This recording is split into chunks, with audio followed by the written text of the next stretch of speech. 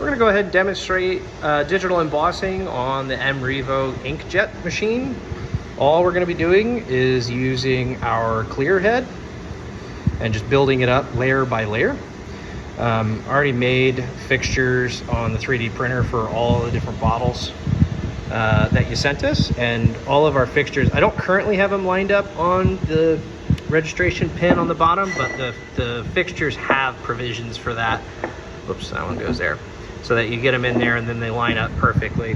So 2 of these have already been done. This actually went considerably easier than I thought it would.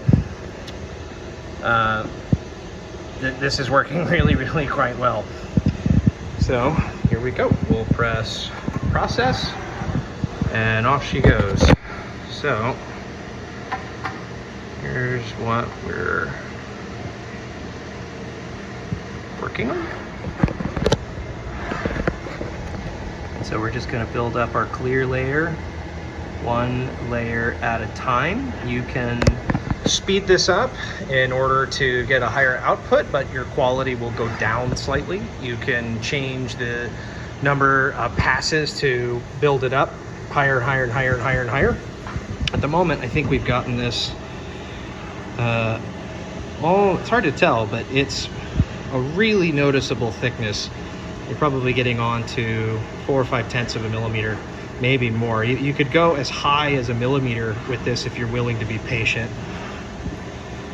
So 2 peaks packaging, and the rounded effect of the printing really mimics glass. It looks just like it. And in the time it's taken me to chat, there we go. Fully embossed.